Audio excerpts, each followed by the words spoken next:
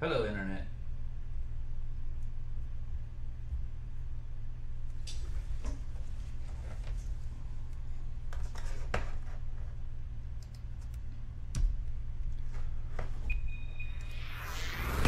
Good morning. How's everything up in the sky?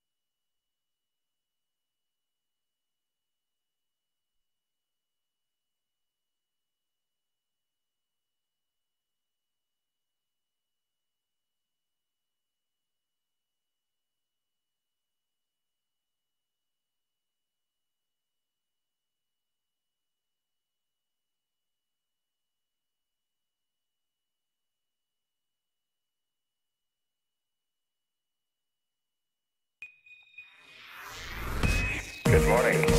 How's everything up in the sky?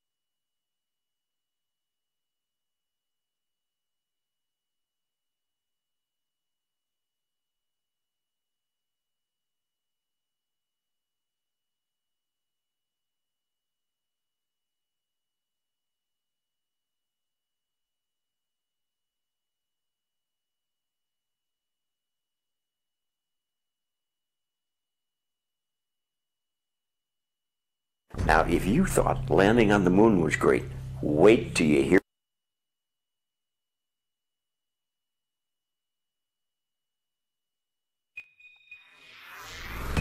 Good morning.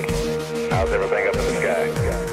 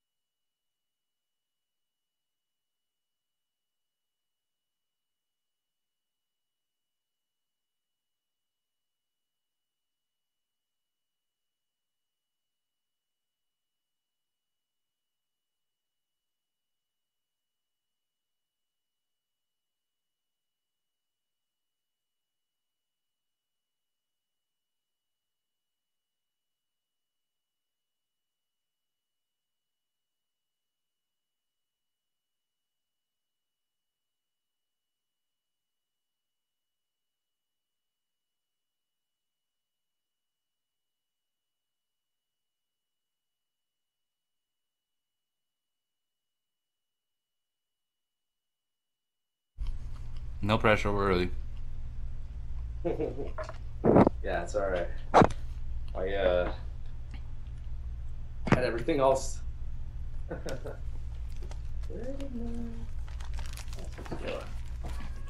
just wanted to make sure that we can connect because the Benny's not here. Yeah.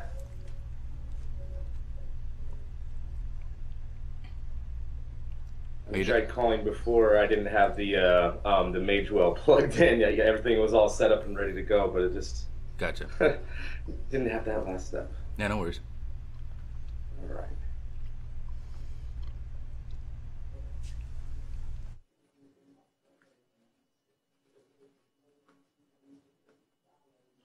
Hang on just a moment.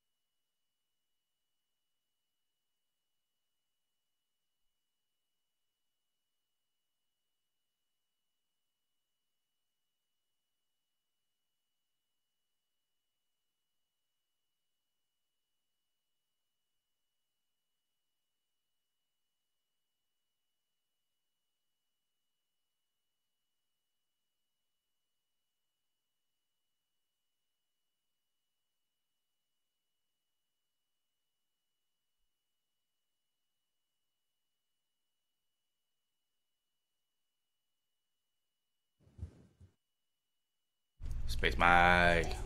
There we go. Sorry. Yeah, no worries. I had everything muted so that you could do poopy things and stuff. Yeah. Getting my coffee and some water. Lisa, what mic are you on? Uh, Is it that one? Speak? Speaking words and stuff and things and all the stuff and Okay, things. you're and... on Carrie Ann's mic. Jared, you've got a mic there, right? I don't have a mic on yet. Is that it? Oh yeah, mine was labeled CJ. But now I have a microphone near me. Thank you. And Alright. Ben's mic is the guest's mic. Yes. Yeah, cool. Oh, Cool. we already have 50 people in the chat room. It's probably like all the people wanting to see me. That's what I'm putting it down to. That's what it is. I feel so tall right now. This is awesome. Look how tall I am. This is great. Oh wow. Please don't Look stand at next you. to me yet, Jared, because then you'll make me feel short. You're like a Stoge and a half tall. Yeah, nearly 2 stoges tall. Wow. Man, the official unit measurement of tomorrow. Wow, the hologram thing is like way more realistic on screen than in person. Yes. Yes, indeed. Indeed. Tricks of light and shadow. Poor Mike has to like figure out where exactly my height is now because I must be like different to Carrie Ann. Yeah, so if I'm gonna be in my normal spot here, I guess, you're actually pretty much right at my eye line, so Oh, awesome! that should be fine. So we can sit here and we can have conversations, and Yeah, cool. yeah, shouldn't be too bad. It's gonna be lovely. Oh, I the chat think room so, is too. freaking out that I'm here. Hello, chat room. Is audio going out right now? Audio and video is going out. Your computer screen is on the air. There you go. Yeah, now I feel short again. Thanks, Jared. Thanks. I mean, to be fair, It's fine. Jared is tall. I am tall. He does it to all of us. Jared is already 2 Stoge units high. Yeah. 2.5, really.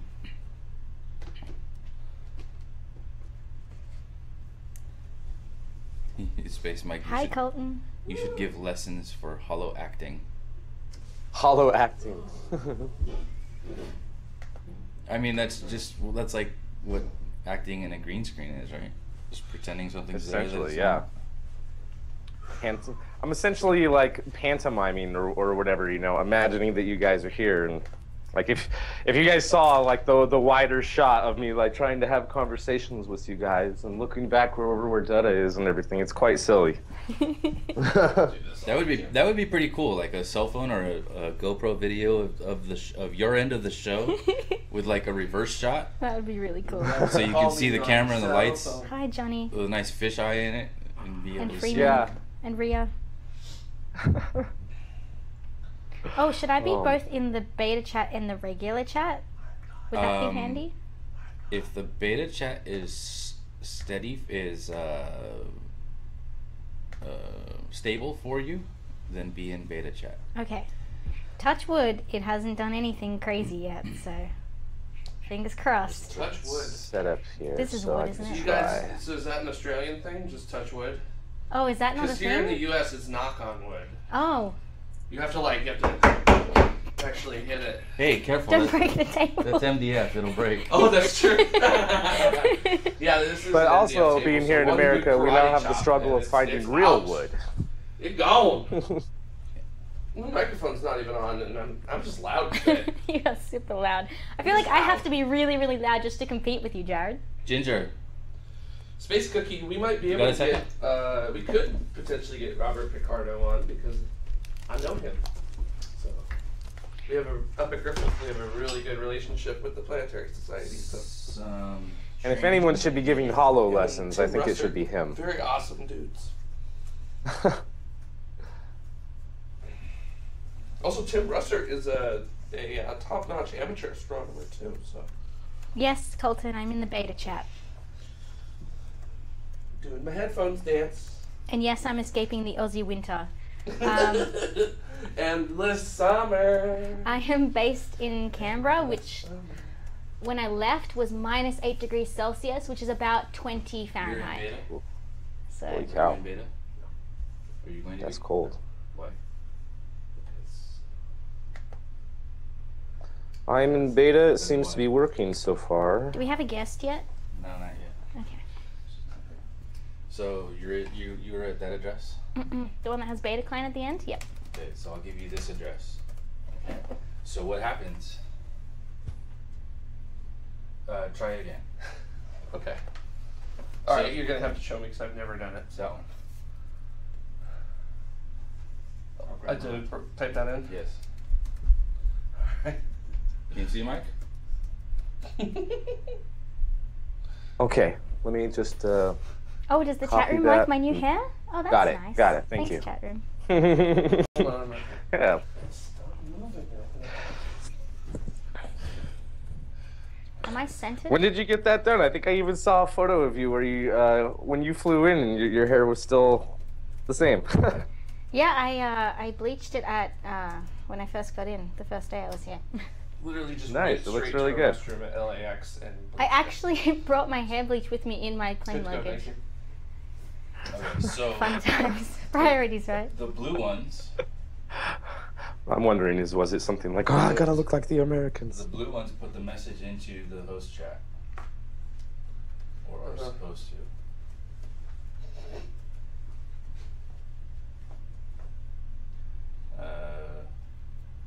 Maybe I don't. Yeah, have I see it. hosts. I see it. You don't have the host channel there. Why don't I have hosts? I don't have a host. Are you channel logged in? either. I have On it. the beta, Yeah.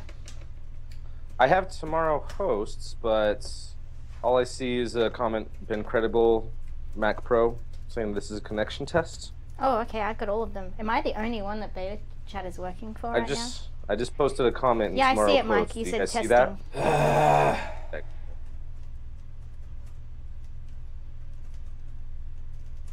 Login is not working. TARS. It's working for me. That's great. Fingers crossed.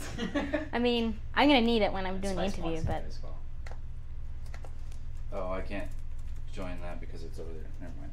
So it's in hosts over here. There we go. There it is. right. So then when you hit the red, Jared, Mm-hmm. Can I hit something red? yes, look. When you hit something red, I did it. look over here. I'm still not in host. The red Do button. you see I that? see it. I so- see it. So That's cool. So now I can put that on screen. That's pretty cool. So That's pretty neat. So Lisa, How neat is that? Lisa, while you're talking, Pretty neat. interviewing or whatever. Yeah. If you're monitoring hosts and you see something that you want to put on screen, just touch red. Yep. It'll change it and then I can put it on screen. Awesome.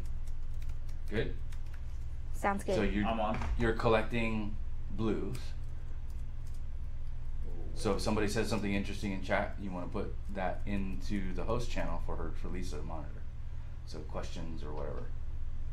Okay. So it's simply a case of just hitting blue like that. Yeah. Yeah, cool. Alright. See anything Make sure this is interesting on in there? silent. So that will put it into hosts, and then that gives Go. Lisa questions to be able to ask. We have no guest. We do not have a guest yet. I'm gonna. Do we have contact information for a guest? Nope, Ben has all of that. I have her email address, but that's it. I We're don't have a 22 cell. minutes out, so we have some time.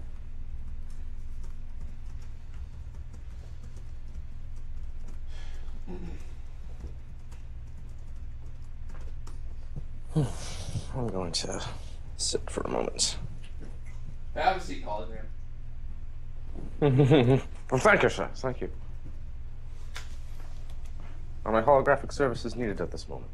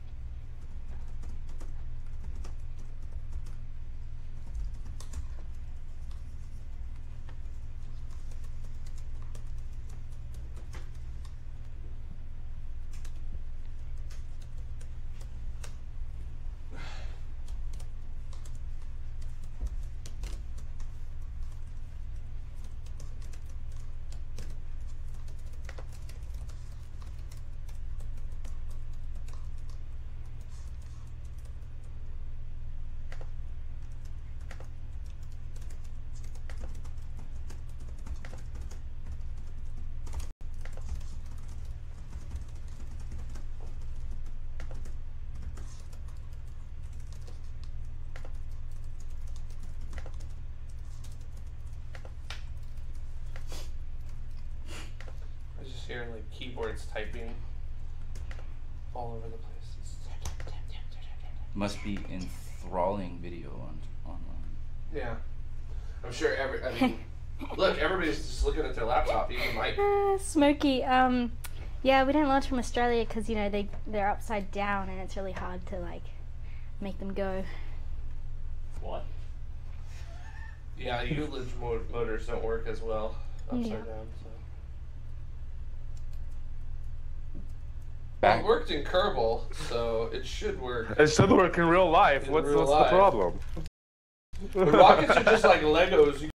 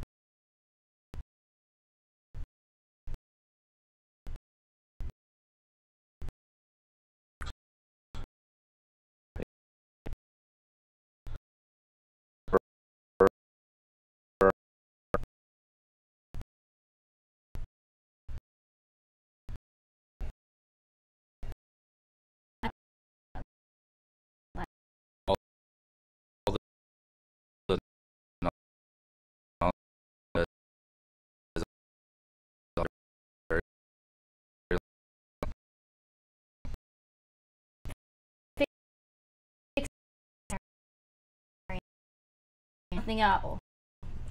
So just close your eyes and imagine.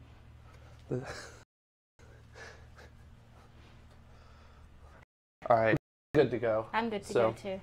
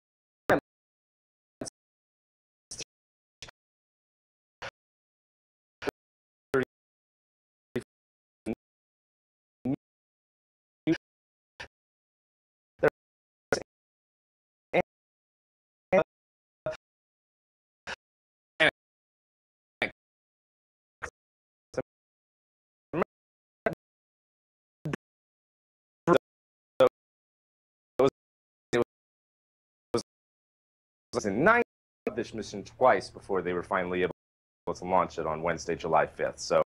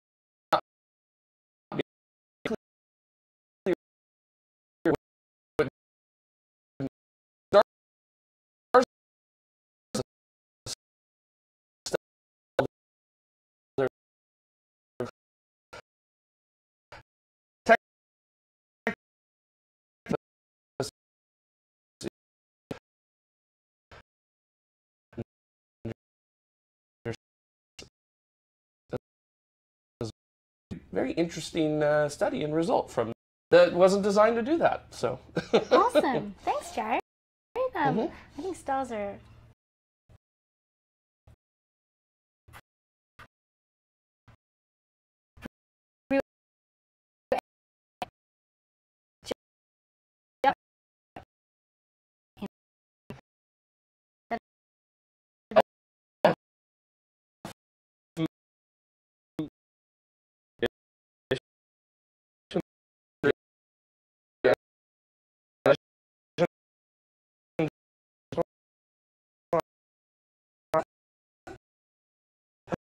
they're more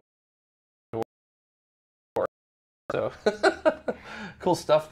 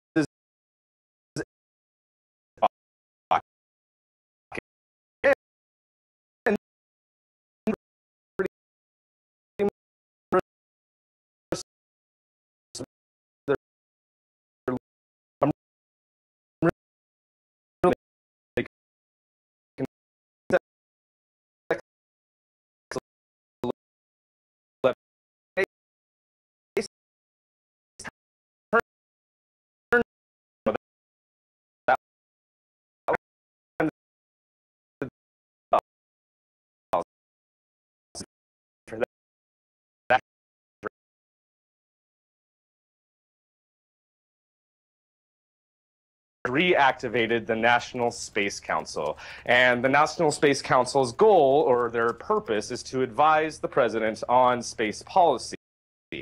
Members of the council are still being picked and decided. It's gonna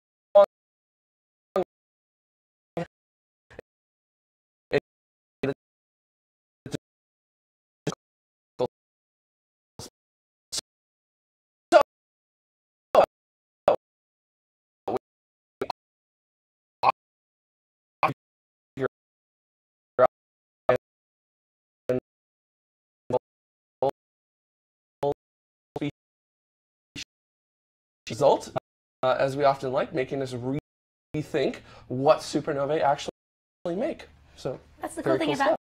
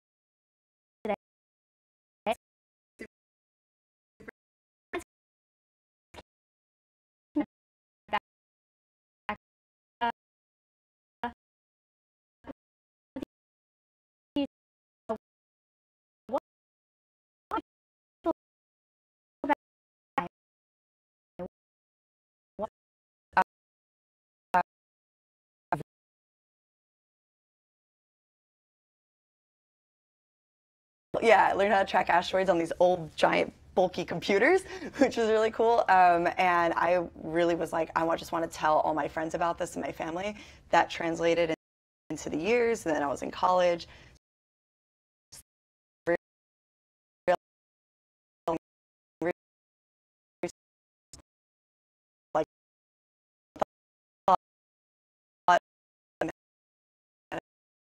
Like, better way than the internet. So it's kind of how it started. Like, and it was a random little school in Brooklyn. It was supposed to be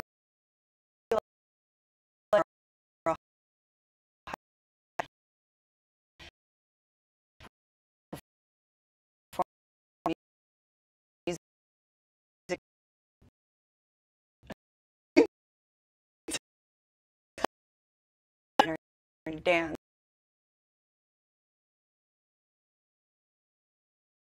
So I was a ballet professional.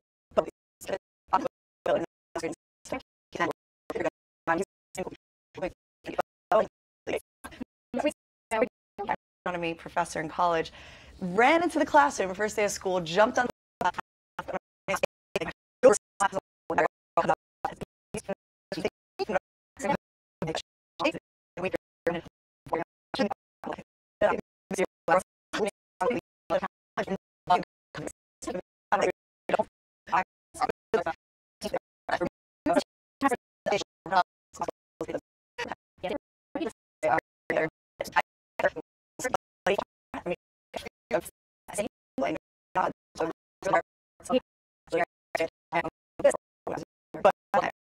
So you do Yeah.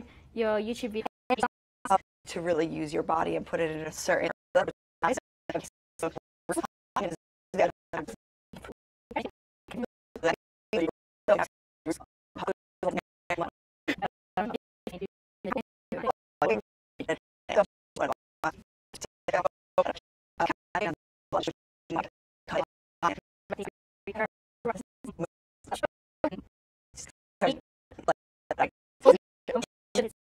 space.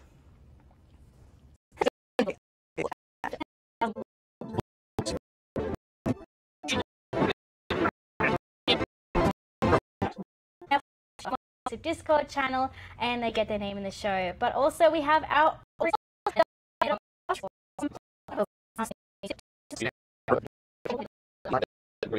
So, true. yeah, it's very true. So. Cool. All right, our next comment comes off of Reddit again from Gawilo Wizard. And Gawilo Wizard says, you guys keep going on and on and on about planet Pluto. The planet Pluto. Do you also consider Eris, Haumea, Make, and Ceres planets? The definition of a planet is, in the end, completely arbitrary, but it should be consistent. Mm-hmm. It should be. What do you think? Well, I mean, I just want Pluto to be a planet because that's what I grew up with in school, which was not that long ago for people who can tell how old I am. I don't know, I just have this weird affinity for Pluto, and like there was this like GIF that I saw once of like Pluto with the heart on it, and New Horizons is like coming past, and then it's all happy, but then New Horizons keeps going, and then Pluto gets all sad, and it just like, it's really humanized Pluto for me, and so I want it to be a planet because I think it's special. But what about Eris and Haumea, Make, and Ceres? I guess. Should they be planets too? Well, I mean, they probably should, but I don't have that connection with them. But that might just be because we haven't sent a space probe there, so we should send, you know, a spacecraft to all of them, and then they can all be planets, and we can all feel connected to them. We've got to put a camera And we got on the there, one at just like Ceres. Yeah, we got Dawn at Ceres. Yeah. So. And as far as I'm concerned, especially when we discovered them, I've always considered these planets. Like, the whole dwarf planet definition has never bothered me. And I don't know. I don't get it. They're planets in my opinion. They're just dwarf planets. I'm fine with that. I acknowledge that they are small planets. They're mini planets. They're Stodge-sized planets. Exactly. Yeah. One Stodge planet. One Stodge unit of planet. So. And we need to explore each one. I mean, Ceres was once a planet. So I don't see what the big deal is about reclassifying it as a planet. I mean, it was in 1801 when it got stripped of its planetary status, but it doesn't seem like it doesn't seem like an asteroid, which is what it was labeled for a very long time until the dwarf planet definition came around. So that was good for Ceres. It got an upgrade. I guess if there's one thing that I would say is a qualifier as a planet, I'll just throw it out there, is that hydrostatic equilibrium, basically enough mass to make you round. I would say that's one of the solid rules of the International Astronomical Union planetary definition by astronomers, not planetary geologists. Whoops. So yeah. So that's what I would keep in that rule. But really, we do need to be a little more consistent with the rules. So.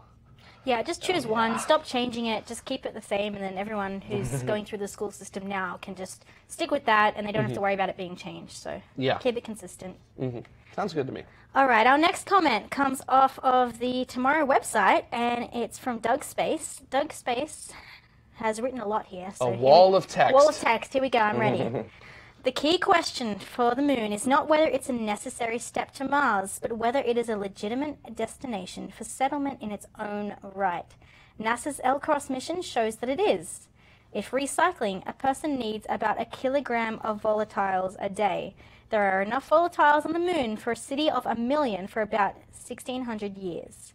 And also, the L-Cross results show there is enough carbon and nitrogen if one recycles those as well. The moon is closer, safer, and cheaper than Mars. As a legitimate destination for settlement in its own right, it therefore stands to reason that humanity's first permanent foothold should be established there. Boom.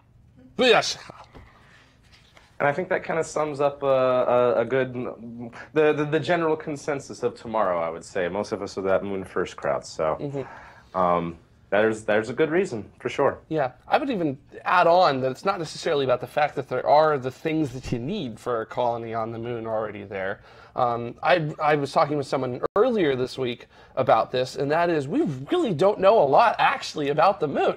You know, we've been there, we've landed there, we've brought back samples and other things like that, but really the science of the moon is lacking in terms, especially in terms of instrumentation on the surface of the moon. So, so going back to the moon for me is not necessarily, or being moon first is not necessarily just, it's closer, it's easier to get back from a problem with and other things like that. There's also, to me, the additional thing of the fact that there is so much science that has not been done at the moon that needs to be done in order to understand it. So, but it also, like, I mean, I'm all for going to the moon because there is all the science that we need to do, and yeah, there might be all the ingredients for life that we need, like carbon and nitrogen there, but just because it's there doesn't mean it's easy to use it. So, we might have to extract it and process like lunar regolith to be able to get usable stuff, usable components out of it. So if that's really hard to do, then that's going to add to the challenge as well. Yep. So just because it's there doesn't mean it's readily available. And I'd even argue that even though it would be under different conditions, it would be just as hard to get those same sort of materials that we need to survive on other planets and other places in our solar system or even beyond that, thousands of years from now. So I feel like if we want to have colonies on Mars and be able to have a sustainable, thriving civilization on other planets, we need to learn how to do that first. And I feel like the moon is a good place to practice how to doing that. I'm not so much concerned about setting up a permanent colony on the moon as I am proving that we can actually do it on the moon before we go places that help is not readily available. And even though, it's still, depending on what type of rockets you have, it's still anywhere from a week to 2 week journey. It's still closer than a 2 to 4 year journey for Mars. So yeah. I feel like we need to practice how to survive and have some sort of sustainable, not even colony, even just a fort before we go on to these other places and do these ambitious things on other worlds. Yep. So that's just my opinion. That's a great point, Mike. So even if the stuff is hard to extract and use, it's better to have something that's hard to extract and use and learn from that at the moon than it is to go all the way to Mars and realize, oh, hey, we can't actually get the nutrients we need out of the regolith here. So that's a great point. Yep. All right, cool. Our next comment comes off of YouTube. It's from Tourist P. All the moon or Mars talk. Why is no one ever talking about building a new space station with simulated gravity for deep space living? Is the idea too sci-fi? As I understand, out-of-planet exploration is not possible without a thing like that. Please explain, somebody. Please explain. I'm going to look to Mike over there since he's very knowledgeable about things like this. Oh, man. So we definitely do need some sort of centrifuge, some sort of artificial gravity in order to enable the really deep exploration. We might be able to do Mars exploration missions. We're really trying to find out and push the limits of how long the human body can withstand microgravity for. We've completed the year-long mission now. We're going to have more year-long missions. And if we build the Deep Space Gateway, which it looks more and more like we are, there's going to be proving missions there. There's going to be a 2-year mission in lunar orbit just to see if someone can withstand a 2-year journey in that spacecraft to go to Mars. So we're testing all the time to see what we can stand. We probably will be able to stand a trip to Mars. But going out to the moons of Jupiter or Saturn, we're definitely going to need some sort of artificial gravity, even if we're not getting 1G. And we've looked at stuff like this in the past. There was supposed to be a centrifuge module that would be part of a habitation module sent up to the International Space Station, but that module got canceled. And one of my favorite concepts that didn't get picked up by NASA is a project called Nautilus X, which has a spinning centrifuge that would only have that section, that module of the ship would have that artificial gravity, but it would still be enough that during those long duration stays they could have, partial gravity for a portion of their duration of their time, so we could enable deep space flight like that. But right now, since we have all of our human sights on going to the moon and going to Mars, and we're not really seriously looking at making the plans of going to human missions to moons of Jupiter or moons of Saturn or beyond, we aren't looking at those sort of things, but we definitely do need them. Either that or we need some sort of super medication to prevent all the degradation that happens within our bodies being exposed to microgravity for so long. And I think that I should end that there. But yeah, we definitely do need something like that. But But until NASA or some other government agency or some sort of private organization or commercial company picks up artificial gravity in centrifuges or some other way of producing gravity somehow, it's not going to be done. And there's, I don't know. Since we're not doing anything, nothing to talk about. But yeah, until someone picks it up, there's not much we can do. Yeah. Mike, what do you think is the bigger challenge, artificial gravity or radiation? Because Factor in the chat room asked that we don't have the tech for radiation yet for Mars or to go anywhere else. So, I mean, should we be looking Well, sure at we solving... do. It's just incredibly heavy. We have the technology to protect ourselves from radiation. It's just incredibly heavy, and no one's going to be building a fully solid lead spacecraft anytime soon. So, and I know that's a cheesy example, and the type of radiation that you'd be getting and gamma rays, lead's not going to completely protect you. But I guess it's all about how heavy. We need to innovate the technologies that can protect us from radiation and get it as light as possible so that we can do those types of journeys. Because even going to Mars, we're going to be exposed to extreme amounts of radiation. So I think that getting the weight down is a big challenge. But the problem with the whole centrifuge idea is no one's actually done it before. Sure, we spin stabilized spacecraft all the time, but especially if we have one piece of a spacecraft that's spinning and the rest of it is stationary, we don't exactly know what the actual realistic effect of that would be because no one's tested it, not in space yet. So we don't know. So as far as I know, that might be the bigger challenge. In my mind, getting the weight down of radiation protection and having some sort of artificial gravity right now is an almost equal challenge until I learn more. So, artificial gravity has been tested on orbit. There were a couple of the Gemini missions that attached a tether to the Agena upper stage and then actually did do like 1/100th the gravitational pull of what we have here on the surface of the Earth. It had 0.00018 G. Infinitesimal. Did a space pod on it. Check it out. So small that the astronauts weren't really able to perceive it particularly well inside of the capsule. But it is something that has been tested, I'll bet, maybe not as thoroughly as we need to have that. So. It's like the things floating in the capsule were like, here's like a piece of like nail floating, and it's just like very slow. You guys could see my hand moving, right? It's like going towards. Yeah, like that's how fast it was. We moving. did it. We did it. So you guys, this is in 4K. You'll see it. Yeah. So, yeah. But they do have a centrifuge on station right now that they can spin small things like animals, like mice and fruit flies and stuff like that. But maybe me, I'm pretty small. Experiment samples, But yeah. Why did I find that funny? All right. So, all right. All right. Our next comment. Let's move on though. Comes from YouTube as well. It's from Saturate Zakwadex. Woo. Zakwadex, there we go. And they say, I think the main reason for people choosing to go to Mars first is the inconsistency of the US political system. They figure that if we manage to get funding to go to Mars, it will be a stroke of luck, not something to expect or deserve. I think this basic hopelessness is pretty sad and something that should be addressed, even on such an optimistic show as yours. An extra reason would be that if they decide to defund the program while we are there, we could actually survive for a bit. Yeah, that is a good point. Defunding the program while you're there. It does sound like something that would actually happen. Maybe that's why we need to go to Mars and stay at Mars and not come back. And then that way, if the program loses funding, if you're already kind of self-reliant, then you don't have to worry so much. Yeah, space pirates. I don't know if I'd want to be on an early mission, though, that just so happened to take place during an administration change. That would be very scary. Yeah, I mean, I guess that's one of the downsides to your political system, right? Is that every time, you get a new president or something, or the majority in Congress changes from one group to the other, then all your programs are kind of in jeopardy. Whereas at ESA, they fund programs once you have funding for a specific program, you can't change that funding. So say for Rosetta, everyone agreed to that funding stays through the whole program, even if the political parties change and stuff. Mm-hmm. So and they planned out the entire lifetime of that program that too. too. Okay, this is going to be a 30-year program. This is how much everyone's going to contribute to it, and it's all agreed upon. Yeah, it's not like here where it seems like it goes from one contract point to the next contract point to the next contract point, and it doesn't necessarily fulfill the actual goal by getting to the next contract point. Yeah. Ugh. Politics. Yeah. I mean, at least we don't have this That's why I problem guess in I try to Australia. cover it. Yeah.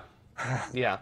Well, for now in Australia. For now, we might be getting a space agency, so I mean, fingers crossed, we'll see how we go. Anyway, our next comment comes off of YouTube. It's from Rocky Boulders. I like that name, Rocky Boulders. Yeah, I like that too. As opposed to non-rocky boulders. Yeah, as opposed to like porous boulders. Yeah. It's awesome to hear some of those neat little details that show how interconnected so many of the new space stories are.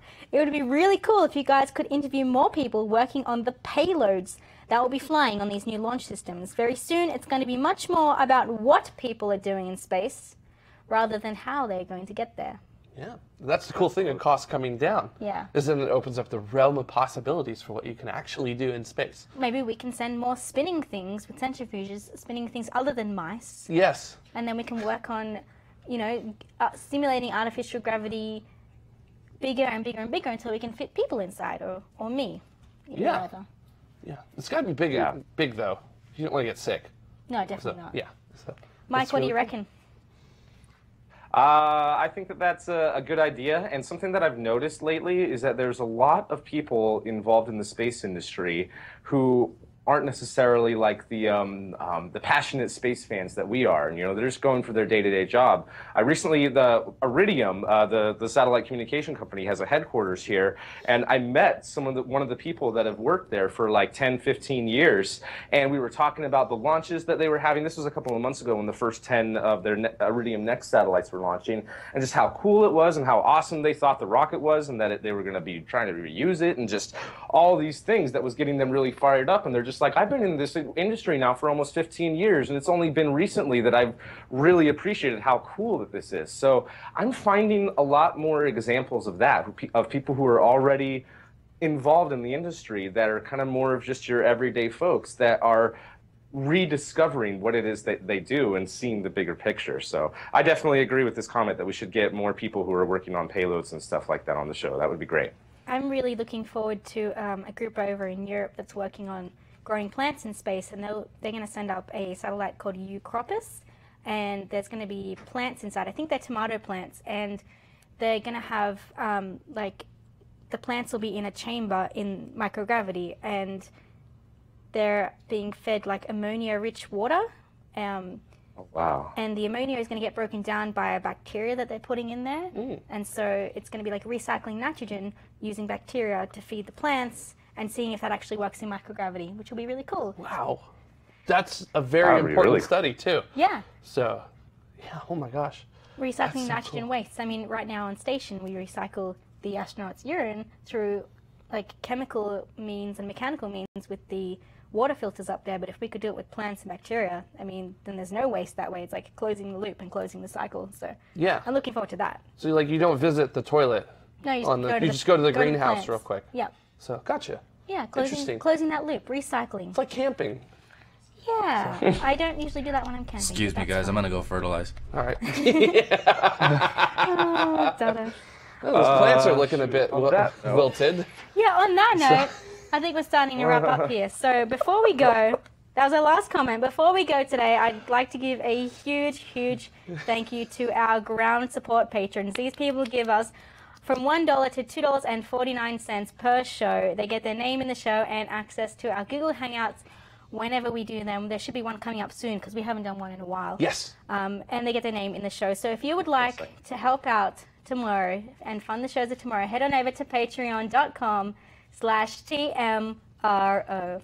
All right, that's all we have time for today. Next week we have Adrian Times, the CEO of CubeCab. But right now, After Dark is up next, and we'll see you next week. Yep. Bye-bye. See you guys.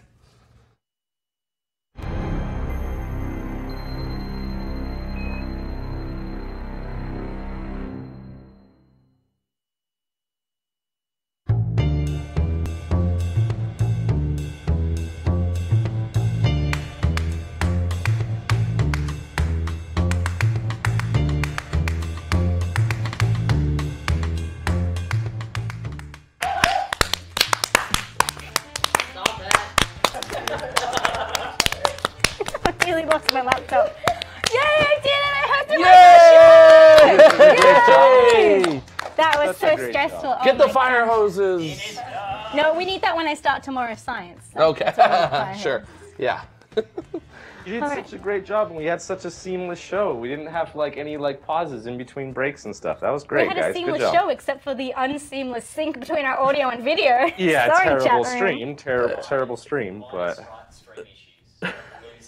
Slight stream issues. We lost the streams at some According point? to the Oh, chat yeah. room, all the Sorry. streams grenaded for the majority of the interview. So that's why there were like no questions There were coming no through questions. in the I was interview. like, So I want to ask you questions on the chat, and there were no questions, and I'm like, oh, what do I do? So I was just winging it. yeah. Let's get an open in the can. You know, we're just like focusing on recording now, and they're like, how are we gonna ask questions if we don't see what's going on? All right, we need to do an open. We do need to do an open. And then once we do our So- open, Athena, if you'd love to come back on and chat some more, that'd be cool. And we'll try and hopefully the chat room. Oh no. Was this for the after hours? Yeah. You don't have to. Yeah, you can No, bail if it, you yeah. if you got a jam, you got a jam. So. No. Yeah, if you got somewhere to be. Then We were yeah. recording, so Dada pushed record, so it's But good. thank you. That was So- awesome. Yeah. Thank you guys. Should we bounce now, or are you guys going back out? I don't want to like walk out in the middle of your recording. Oh, we're still live. I mean, you can kind of do whatever you want. So Okay. yeah. Cool. Well, thank you guys. Yeah. Well, thank you for coming on the show. Thank you. The microphone. Oh, just chuck it on the Yeah, table. it's all good. So Awesome. Yeah, I just don't want to like, Preferably set it, like but, rush you know. hour and try to. I mean, I know it's Saturday, but like trying to. It's Los back Angeles, into so, Hollywood. yeah. So I'm like, but well, thank you I guys. It's love LA, your so- passion for science communication. Yeah. And it's like, For the camera shoot. Yeah, you can come do on. whatever you want. Thank you so yeah, thanks for much. coming on the Thank you. show. We Thank you. appreciate it. And I So- love your show. I watch it like all the time. So you. I'm very happy to be on. Okay. eventually, we should be Alright. spinning up new shows. Like, I'll be hosting Tomorrow Science, which will be all about like all different types of science, like not just astronomy and space science, but kind of like everything. So All different kinds. Very cool. Yeah. Sick. Well, I'll be tuning in. Awesome. I'll leave a bunch of comments one day. yeah, maybe if you're That's right. keen, like if you like talking about science, we'd love to maybe get you on or get you working with that. Because I mean, I'd love. Superhero I team. love the way you use everyday objects in your videos. Like there was one where you used like a leaf and a rock to like explain space-time warping. Like, Oh yeah. Like, it's like It's what's so there, easy right? to explain it, yeah. but when you I mean, use it's easy everyday to concept. objects like that, it Yeah. makes it easier for everyone else to understand. Because they can just go and pick up a leaf and a rock. They don't need to use any special scientific equipment. So. Yeah, exactly. I Well, I'm love glad it. that you noticed that and you acknowledge it. Thank you. I know, like I said, it's growing right now, so I'm kind of used to just whatever. But well, thank you though. Thank you guys. It's a huge honor for me. So No, thank you. Sign. yeah, it's the first time I ever signed my.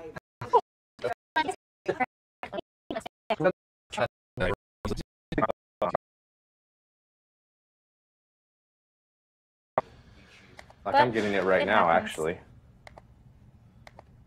Yeah, I'm getting low frame rate right now, even. Yeah. Oh, now Sorry, really guys. bad frame rate. What is happening?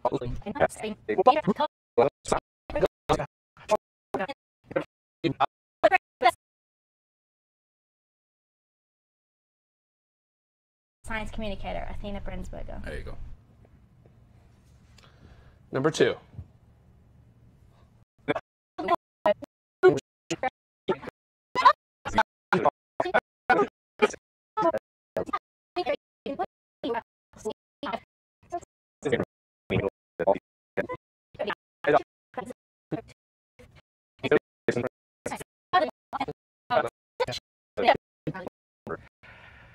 I want to talk about all the.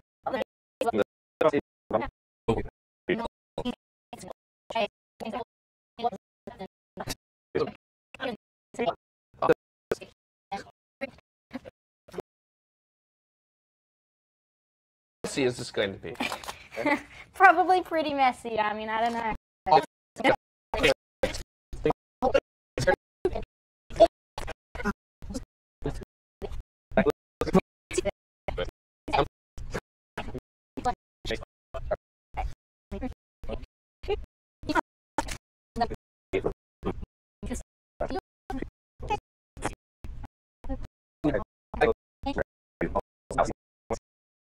You guys. Oh no. Oh no. No. Can you still hear us? You Mike. guys froze up. No. What guys is going froze on up. today?